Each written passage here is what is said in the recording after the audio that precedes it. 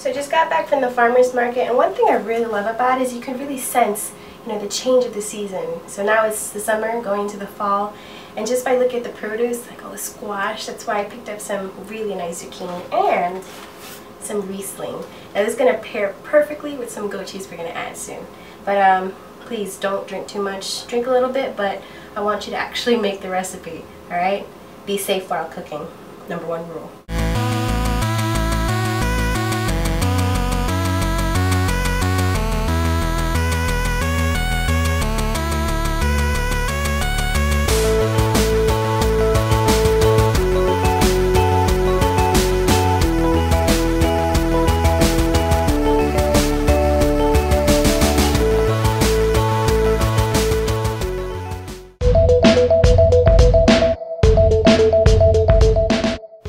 For the cheese, I'm going to use Woolwich Dairy's Triple Creme Goat Brie, and it's this incredibly rich and creamy, soft-ripened goat's milk cheese. It's a great alternative for those who are lactose sensitive. Now I have to say, seriously, this is the creamiest, butteriest brie I've ever had. So buttery, it makes me want to say, if I was your bread, would you be my brie? I get all the guys. Alright, now first take some beautiful strawberries. You want to slice them thin because they're going to soak up some Riesling. Now this is a great white wine for some goat cheese. Pour yourself a glass. This will take about 5 to 10 minutes. Meanwhile, in a small saucepan, we're going to make a balsamic vinegar reduction, basically a syrup. So just on medium heat, stir occasionally, and it should be thick after 10 to 15 minutes. Now take a baguette, slice it thin, and butter on both sides. You can toast them in a pan or under the broiler.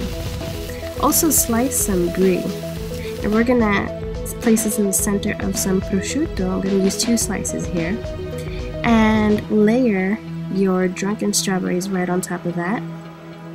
You're gonna make a little bundle, so fold over the sides of the prosciutto, and we're gonna add this on top of the toasted crostini. Once you got it there, slice it on the diagonal, and you can serve it up. At this point, your balsamic vinegar should be well reduced, syrupy, and thick. This is such a great sweet and savory treat.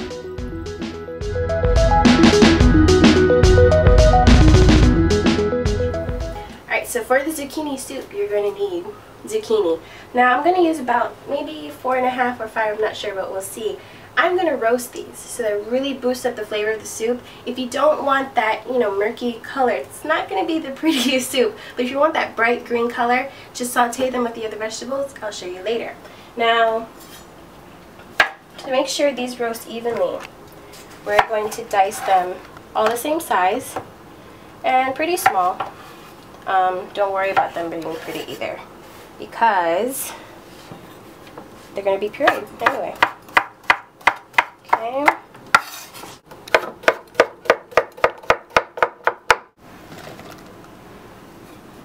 I've already preheated the oven to 400 degrees, and we're going to season this with some kosher salt, okay, pepper, black pepper, add some olive oil, and for that little brightness at the end, you can use lemon. I prefer lemon, but I only have lime. Deal with me, okay? Gotta use it like that. And just make sure you mix everything. Do you see that? That was a flying zucchini. It happens. Oh, you know what I'm missing? Oregano. Just here. Ha. Just about maybe a pinch so there. And that's it. Mix that up. We're gonna add our zucchini right on top. Make sure you distribute them evenly so that they can all get some love from the oven. Maybe 15 to 20 minutes, and you'll see that they're going to get nice and crusty. So while the zucchini is roasting in the oven, we're going to work on the base of our soup, which is some shallots, some garlic. It's going to be really nice. So the reason I'm using shallots is because I want that sweet, mild flavor. And we're going to need about 3 garlic cloves. Just dice these up as well.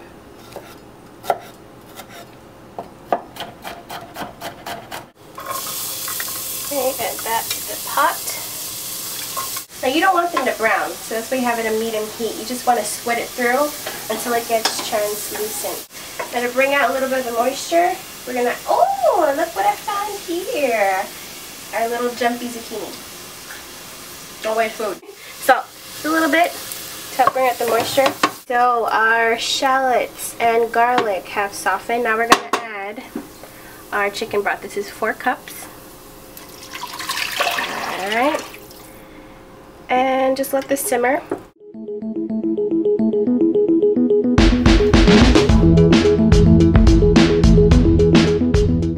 To a cup of all-purpose flour, you're going to add a teaspoon of cornstarch and about a teaspoon and a half of curry powder. Now you can season with some salt and cracked black pepper to taste, and make sure you stir those dry ingredients well before you add some ice cold beer. Oh yeah, this is going to help make a light and crispy blossom. You can substitute with ice cold water instead. And just mix and mix until you don't see any more lumps. Carefully wash your squash blossoms and dry them well, and remove this little pistil in the middle. It's a bit bitter. Alright, now you're going to coat and dip your blossom in the batter. Make sure it's all covered, and fry them in some canola oil until golden brown. Then you can remove to dry and sprinkle with a little salt.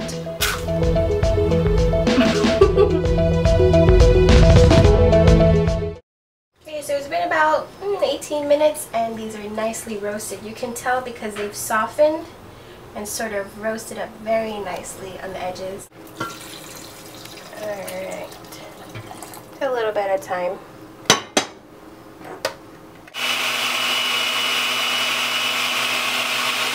We're going to add this back to the pot. This is on medium-high heat. That's going to heat through.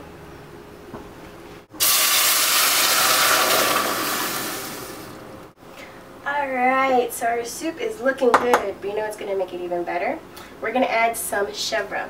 This is goat cheese from Woolwich Dairy, and it's going to give this a really luxurious texture and a nice tang without overpowering anything, and all the flavors going to be so good together. So I'm going to add about 2 heaping tablespoons, maybe 3. Let's see. We'll try 2 first. Alright. And it's going to make it creamy. So yummy. I just want to mix it until everything is incorporated. Now we're going to make a nice cream sauce to swirl on top of this soup. So I have about a teaspoon and a half of the chèvre in here. I'm going to add a little bit of heavy cream. Alright. And we're going to mix this until it is nice and smooth. Now just ladle the soup into a bowl and take your goat cheese and cream mixture and just spoon in a big circle like that. And then you take a chopstick or anything and just do a little design. It's like that. Then you take your beautiful squash blossom. Just put it just like that. So now I poured myself a comforting bowl. Let me give this a taste. Get a little bit of everything. Fried squash blossom, soup, some cream. Really smooth. Nice crunch and zucchini flavor from the blossom. A great end of the summer dish. I hope you guys enjoyed this, and I'll see you next time. Bye. Special thanks to Woolwich Dairy for providing the wonderful cheeses used in this episode. To find out more, visit woolwichdairy.com. To learn more about Tastymemories and me, you could visit justeatlife.com, like us on Facebook, and send me a tweet.